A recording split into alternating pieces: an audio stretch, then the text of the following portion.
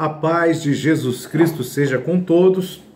Hoje iremos estudar a lição de número 7 da revista de jovens. O seu reino não terá fim. O tema desta lição é o perigo da falsa religiosidade.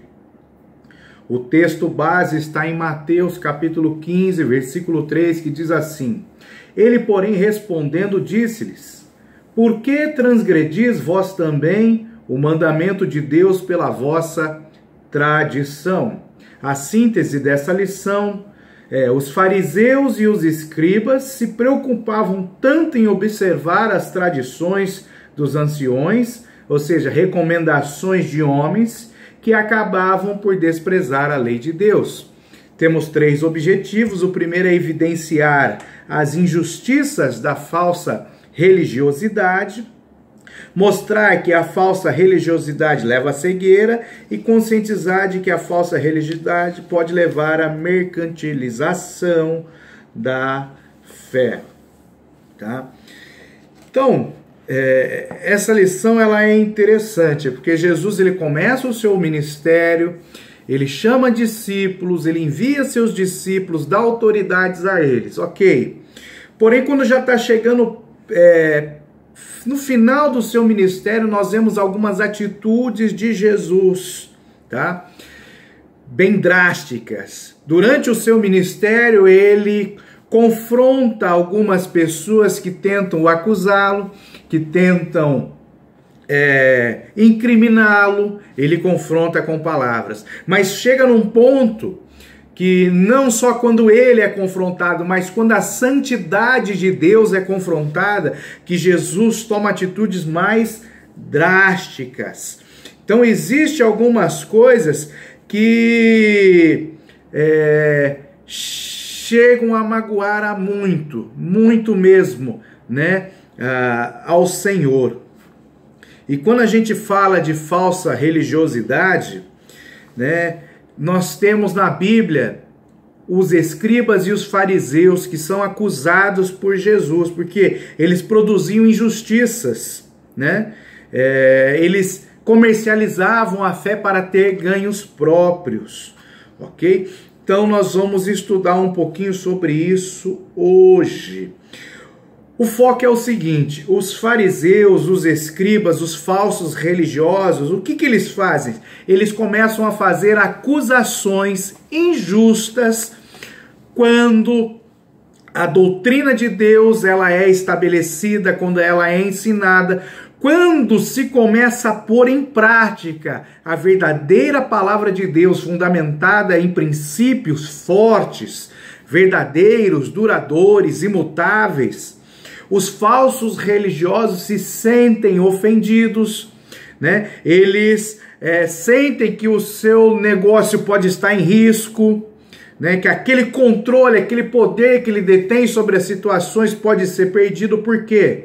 Conhecereis a verdade e a verdade vos libertará. Então eles ficam com medo desta nova doutrina que Jesus traz. O detalhe é que Jesus não traz doutrina nova nenhuma. Jesus ele traz à tona o verdadeiro entendimento da lei, daquilo que foi entregue a Moisés, que era para ser transmitido ao povo, para o povo guardar. Então Jesus ele não é um revolucionário. Jesus ele não é um inovador. Jesus ele é aquele que vem trazer o entendimento da palavra de Deus através da sua aplicação.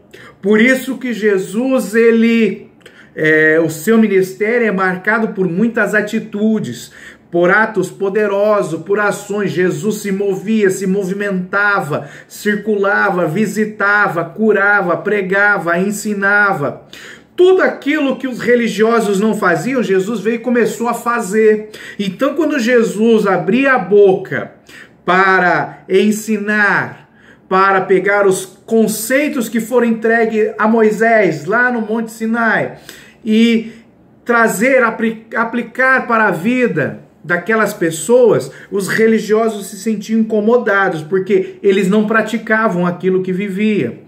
Eles não visitavam, não cuidavam, não curavam, não entregavam a própria vida, não. Eles queriam era só receber, ter controle, ter poder, estar acima da situação, estar numa condição favorável, numa condição confortável. E não era isso que a lei ensinava, né? Desde o princípio, é amar a Deus acima de todas as coisas e amar ao próximo como a ti mesmo. Ou seja, eu teria que me esforçar para demonstrar um amor.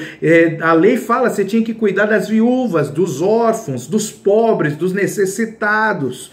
E era tudo que eles não faziam. Jesus chegou fazendo, eles se assustaram, ficaram com medo e começaram a acusar Jesus injustamente. Muitas vezes, quando nós começamos a desenvolver um trabalho, né, no sentido religioso, na igreja, com evangelismo, começamos a orar, a jejuar muito, os religiosos, ou melhor, os falsos religiosos se levantam procurando motivos para nos acusar. Quando eles não encontram, eles criam motivos, eles criam situações, eles querem nos queimar, né? Eles querem influenciar as pessoas negativamente sobre nós. Então, quando você começa a trabalhar de acordo com os princípios bíblicos, de acordo com a palavra de Deus, oposição se levantará no meio religioso em que você vive, tá? Então, o que nós temos que visualizar? Não é tão difícil de identificar essas pessoas no nosso meio. Porque o que eles querem, na verdade? Eles querem demonstrar que são super espirituais, tá? Eles querem demonstrar que são mais santos, ou seja, que eles têm mais autoridade que Deus outorgou, deu para eles, ou seja, eles querem mostrar que tem mais poder, que são mais santos do que nós, que são mais espirituais, que são mais usados, que fazem mais barulho, entendeu? Que toda vez que vai orar o céu abre, né? Quando vai pregar o chão estremece, quando vai cantar acontece tudo. Então essas pessoas que querem mostrar, deixar bem claro que elas são superiores, essas estão vivendo presas à falsa religiosidade, ou que nós podemos também chamar de espírito de religiosidade. O que é isso? É um espírito demoníaco que escraviza as pessoas dentro da igreja, dentro da religião, por elas se acharem melhores. Jesus falou assim, né? Se você quiser ser o maior, seja o menor. Aí o diabo fala assim: não, você tem que ser o maior, você tem que ser o melhor, você tem que ser o mais santo, né? Você tem que ser o mais poderoso, você tem que ser o melhor. E Jesus falou: não, eu tenho que ser o menor, eu tenho que ser o que mais serve. Eu tenho que diminuir para ele crescer, né? Eu tenho que sempre colocar as pessoas acima de mim, tratar elas como se elas estivessem em cima de mim. É isso que Jesus ensina e é isso que o evangelho verdadeiro ensina. Porém, os falsos religiosos, eles querem estar acima, querem mostrar que são melhores. E qual é a finalidade? Eles querem comandar ou manipular as pessoas. Por quê? Porque ele não é espiritual. Então, para que ele possa se desenvolver no meio religioso, ele se desenvolve de forma carnal, de forma mental. Então, ele passa a usar de politicagem. Ele quer pessoas junto com ele para concordar com aquilo que ele pensa, com aquilo que ele sente, com aquilo que é o seu desejo, que não está de acordo com a vontade de Deus. E outras pessoas, muitas vezes que chegam por não ter um nível de maturidade na fé, acabam caindo nessa rede armada, nessa armadilha, ok? Então é fácil compreender. Os falsos religiosos, eles vestem uma máscara de falsa piedade. Eles parecem ser muito piedosos. Eles querem mostrar, eles ficam falando que são humildes, só que na verdade as atitudes os condenam, porque eles não praticam aquilo que eles pregam. Então isso aconteceu na época de Jesus Cristo, e isso acontece nos nossos dias, de forma terrível, porque muitas vezes os crentes, eles já não cometem grandes pecados. Como assim grandes pecados? Vou dar um exemplo, pecados mais escandalosos, que são mais fáceis visivelmente: adultério, mentira, matar, roubar, né? Porque os pecados que cometemos na mente, através dos nossos pensamentos, do nosso coração, eles não são expostos. Mas os outros que são expostos é que eu chamo de pecados, vamos dizer assim, maiores, visíveis. Então a pessoa vem para a igreja, aceita Jesus, começa a ser ensinada, ela vai se libertando desses pecados maiores, e a sua luta durante a sua carreira na fé acaba sendo contra esses pecados chamados de pecados menores, ou pecados que não são visíveis, não são facilmente identificados por quem está de fora, porque eles estão mexendo com o nosso ser, com o nosso caráter, com o nosso pensamento, e vai futuramente influenciar nas nossas atitudes. Então essas pessoas, elas chegam, Paulo nos ensina que existe níveis de maturidade. A pessoa, ela nasce, tem um novo nascimento, ela é um bebezinho, é uma criança, né? Que ela vai crescendo, vai se alimentando com leite, até ela alcançar uma fase mais madura, onde ela vai se alimentar com alimento sólido. O apóstolo João, na sua primeira epístola, né? Vamos para lá. Primeira epístola de João. Primeira epístola de João, no capítulo 2. A partir do versículo 12 diz assim, ó, preste atenção. Filhinhos, primeiro, filhinhos, escrevo-vos, porque pelo seu nome vos são perdoados os pecados. Então primeiro ele fala filhinhos, aí ele fala no versículo 13, pais, escrevo-vos, porque conhecestes aquele que é desde o princípio. E ele continua, jovens, escrevo-vos, porque venceste o maligno. Eu vos escrevi, filhos, porque conhecestes o Pai. Então o apóstolo João aqui, ele fala de 3 níveis. Ele fala dos filhos, ele fala de jovens e ele fala dos pais. Por que ele não fala de velhos, de anciãos? Porque aqui ele está falando num nível de maturidade. Quando você é criança na fé, quando você é um filhinho, é um menino, você se alimenta com leite e não tem maturidade. Porém, quando você começa a crescer espiritualmente, você se torna um jovem, já está se alimentando com um alimento sólido. Você, como jovem, você tem força, você tem disposição, você tem agilidade. Então, quando você nasce na fé, você começa a se alimentar com leite, vai crescendo espiritualmente até chegar na tua fase mais forte, que é a juventude, onde você pode desenvolver muitas coisas ao mesmo tempo, você já cresce espiritualmente. E neste nível que o apóstolo João diz, jovens, sois fortes, pois já venceste o maligno. Então eu, sendo menino na fé, me alimentando com leite, eu ainda não consigo vencer o maligno. Porém, quando eu saio do leite, passo a me alimentar com alimento sólido, sou jovem, sou forte, trabalho com todas as minhas forças na presença do Senhor, agora eu já posso vencer o maligno. Agora eu já não sou mais enganado, porque ser jovem não é ter 15, 18, 20 ou 30 anos. Ser jovem é você crescer no conhecimento da palavra de Deus. Os meninos precisam ser carregados no colo, precisam que se pegue na mão para atravessar a rua. O jovem não, ele já anda sozinho. O jovem já sabe tomar as suas decisões. O jovem já tem força para trabalhar, né? O jovem já tem força para jejuar, para orar, para pagar um preço, para ter mais intimidade com Deus. Então o jovem, ele já está mais amadurecido na palavra. Tem pessoas que aceitam Jesus com 50 anos. Elas passam a ser crianças na fé.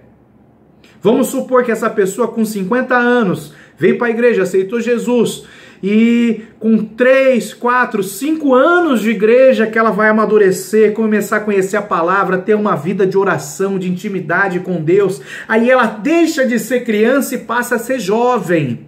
Com 55 anos ela passa a ser jovem. Mas existe um outro estágio, que é aquele que é chamado de pai. Ué, então eu nasci na fé, sou uma criança, um bebezinho, acabei de nascer, vou tomando leite, tiro a fraldinha, passo a ter uma certa independência, começo a me alimentar com um alimento sólido, começo a crescer na intimidade com Deus, no conhecimento da palavra, sou jovem. Qual que é o próximo passo do jovem? Naturalmente é ele se casar e ter filhos. Só que todo casamento de um jovem, né, que foi citado aqui por João, é um casamento, é um compromisso que se assume de uma forma maior com Jesus Cristo. E quando eu assumo esse compromisso maior, eu passo a cumprir aquilo que Jesus me ensina. E o que Jesus fala aí de fazer discípulos? Pregar o evangelho e fazer discípulos. Então, quando o jovem já está maduro e começa a botar em prática os ensinamentos do Senhor, automaticamente, sabe o que vai acontecer com ele? Ele vai assumir um compromisso maior e vai começar a gerar filhos na fé. Ele vai se tornar um pai, então ele vai crescer no seu nível de maturidade, ele vai se tornar pai, ok? Então, existem níveis de fé para que nós possamos estabelecer. E João nos mostra isso. Então muitos chegam na igreja como crianças, né? Por que eu estou falando isso? Porque os falsos religiosos se aproveitam desses que ainda são crianças na fé, que são meninos na fé, para enganá-los, para manipulá-los, para mostrar que são santos, ok? E eles buscam seguidores. Então existem pessoas que estão há 10, 15 anos na igreja que ainda são meninos na fé, que vivem pedindo oração todo dia, que não entenderam ainda o sacerdócio universal do crente. Existem pessoas que estão há muitos anos na igreja, que leem a Bíblia e não a compreendem, não conseguem ter um momento devocional com Deus diário, porque são crianças na fé. E esses, por não conhecerem a profundidade da palavra de Deus, não ter intimidade com o Espírito Santo, se deixam enganar facilmente. São desses que os falsos religiosos se aproveitam. E nós temos que ter muito cuidado com isso. Okay? E nós vemos que a atitude desses falsos religiosos, elas são atitudes hipócritas. Por quê? Porque eles não vivem aquilo que pregam. Eles vivem de aparências. No convívio social, na igreja, são de um jeito, falam de uma forma, agem de uma forma, mas em casa são agressivos, são violentos, batem, xingam, né, tem todo um tipo de comportamento que é detestável ao Senhor. Uma coisa é você ser nervoso em casa e nervoso na igreja. Por quê? Porque você está num processo de libertação onde o Espírito Santo está te constrangendo, está te incomodando. Da mesma forma que você é na sua casa, você é no seu trabalho, você é na igreja, é em qualquer lugar. Uma outra coisa é você ser de uma forma em sua casa, no seu trabalho, na sua escola, e uma outra forma é ser na igreja. Ou seja, você tem várias faces. Isso quer dizer que você reconhece que você tem um problema, só que você não quer resolvê-lo, você quer esconder. Jesus para na frente de um paralítico no tanque de Betesda e fala assim: o que você quer? Você quer ser curado? Você quer levantar? E o paralítico começa: não tem ninguém que me ajude. Jesus não perguntou isso. Jesus perguntou se ele queria cura. E para eu ser curado, eu tenho que falar, eu tenho que botar para fora, eu tenho que fazer que nem o cego de Jericó. Eu quero ver Jesus. Eu não posso na minha casa ser cego e eu chegar na presença de Jesus, chegar na igreja e fingir que eu enxergo. Fingir que eu não preciso que os meus olhos sejam abertos. E esses são os hipócritas. Eles têm um problema dentro de casa, mas quando eles chegam na igreja, eles escondem. O que vai acontecer? Eles não vão ter libertação. Quando eu tenho um problema em casa, e esse problema é transparente na minha vida, para os meus irmãos, para o meu pastor, quando o meu pastor sabe o problema que eu passo, quando os meus irmãos que são mais chegados sabem deste problema, estão me ajudando em oração, estão querendo que eu cresça, que ocorra a libertação na minha vida. Quando eu consigo compartilhar esse problema, eu cresço, eu alcanço a libertação. Então é um processo, porém os falsos religiosos, eles vivem de aparência. E quando eles procuram esses pontos para acusar Jesus, para acusar quem está fazendo a obra, para acusar quem está com um coração sincero, puro, que é reto, que é íntegro na presença do Senhor, eles começam a caçar problemas, falsas acusações. O interessante é que Jesus, ele rebatia e escancarava a hipocrisia deles. Por que Jesus fazia isso? Porque ele tinha um conhecimento aprofundadíssimo da palavra. Jesus, ele rebate, ele confronta esses falsos religiosos com a palavra. Ele fala, no caso do filho que não honra um pai, a lei fala que aqueles que honrarem pai e mãe terão seus dias prolongados, mas quem não honrar pai e mãe deve ser morto. E eles falavam que não, que era uma questão de oferta. Não precisava morrer quando desonrava pai e mãe, quando deixava pai e mãe passar fome. Não precisava. Então os religiosos, eles armam situações, eles distorcem um pouquinho só a palavra de Deus para que as pessoas se sintam bem com aquela situação que não é agradável a Deus. Então eu torno o meu ambiente agradável aos meus pecados. E eu não preciso confrontar, mas Jesus, ele confrontava os pecados. Ele confrontava os fariseus, os falsos religiosos, os incríveis. Jesus confrontava, porque quando você confronta o pecado, você está expondo ele. Quando o pecado está escondido, não tem como você se liberte, mas quando o pecado é exposto, há aquela chance de pedir perdão, de se arrepender. Por isso que o Espírito Santo, ele convence do pecado. Qual pecado? O pecado que está escondido na minha vida, que ainda eu não tive consciência, que eu não consigo botar para fora. Então Jesus, ele rebate. Ele rebate. E os judeus daquela época, né, os fariseus, os escribas, por causa de toda uma tradição que o povo de Deus vinha carregando, por causa das suas idolatrias, das suas rebeliões, de serem escravos de outros povos, eles acabaram ficando cegos. Os judeus estavam cegos, eles eram religiosos cegos, hipócritas, ao ponto de haver uma história de um rabino chamado Aquiba, que ele foi preso pelos romanos. E os romanos, eles não tratavam muito bem seus prisioneiros. Então eles determinaram que esse rabino deveria ter uma porção diária de água e de pão, mas muito pequena, só para ele não morrer de fome. Sabe o que aconteceu? Ele pegava essa água, que era para ele beber, para ele não morrer, e ele fazia rituais de purificação ao invés de beber a água, que era muito pouca. E ele chegou ao ponto de quase morrer, de ter que ser socorrido na prisão, porque ele preferia guardar as tradições que os homens impuseram, ao invés da sua própria vida. Se o bem maior que Deus é a nossa vida, né, como que eu vou perder a vida a fim de guardar uma tradição humana? E eles faziam o quê? Os rabinos, os mestres da época, eles escreviam procedimentos que os judeus tinham que cumprir, observar, para facilitar o cumprimento da lei que foi dada a Moisés. E Jesus acaba com isso. Não, a lei que Deus deu, ela é perfeita e ela é boa e ela tem que ser cumprida.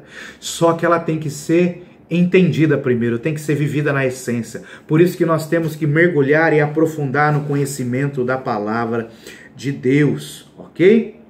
E nós vemos o profeta Jeremias, o profeta Isaías, já desde a sua época, repreendendo os falsos religiosos e profetizando o que iria acontecer no tempo de Jesus e no nosso tempo. Olha o que Isaías, capítulo 29, versículo 13 diz: porque o Senhor disse: pois que este povo se aproxima de mim e com a boca e com os lábios me honra, mas o seu coração se afasta para longe de mim, e o seu temor para comigo consiste só em mandamentos de homens. em que foi instruído. Olha que interessante, Isaías, 750 anos antes de Jesus Cristo, já fala que os homens desprezavam a lei de Deus e faziam seus próprios mandamentos e achavam que assim estavam honrando a Deus. Ele com a boca falavam, ou seja, eles eram falsos, né? Eles não viviam, né, aquilo que ensinava, eles não cumpriam a lei de Deus, eles não entendiam. Então eu vou lá, mudo um pouquinho a palavra de Deus para me adequar. Ou seja, eles deixam a santidade que Deus exige de nós para ter uma vida boa, uma vida tranquila, né? Mas Jesus falou que neste mundo teremos aflições. Quando ele fala, tome a sua cruz e siga após mim, ele está falando que nós temos que estar crucificados com ele. Paulo fala, não mais vivo eu, mas Cristo vive em mim. Já estou crucificado com Cristo, é a vida que agora não vivo mais eu, mas é Cristo que vive em mim. Então nós temos que ter uma vida crucificada. Crucificação fala de renúncia, fala de amor total, de entrega total, de acabar com o eu. Ok? Os falsos religiosos, eles distorcem um pouquinho disso, né? Por quê? Porque é só um pouquinho. É só um pouquinho de fermento levanta toda a massa, disse Jesus. É só um pouquinho, então nós temos que tomar cuidado para ver se esse pouquinho não está no nosso meio e está nos enganando, ok? E nós vemos que Jesus, ele se irrita muito com esses falsos, né, religiosos, a ponto que num de seus discursos ele fala o seguinte, ó, ele deixa bem claro, a prioridade é o que está no interior do ser humano, é o que está no coração. Jesus fala assim, ó, Moisés falou assim, se você adulterar, né, é um pecado, tá lá entre o decálogo, Êxodo 20, né, aquilo que se diz dos 10 mandamentos, o adultério é um pecado. Aí Jesus fala assim, só de você pensar, né, em ter relação com a mulher do outro, só de você desejar, cobiçar aquela mulher, você já pecou. Aí assim, mas Jesus, ele está aprofundando agora o mandamento, está mudando aquilo que Deus deu? Não, lá fala mesmo que a cobiça é pecado. O que é a cobiça? É aquilo que está na nossa mente, é que está no nosso interior. Então ele fala assim, a prioridade é o que está no interior do homem, não é o exterior.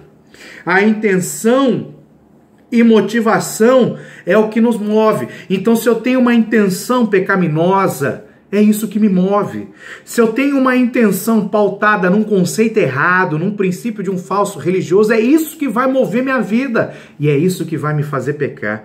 E isso é terrível para mim. Então o que importa é o que está no coração. E Jesus os repreendia porque sabia que o coração deles era impuro.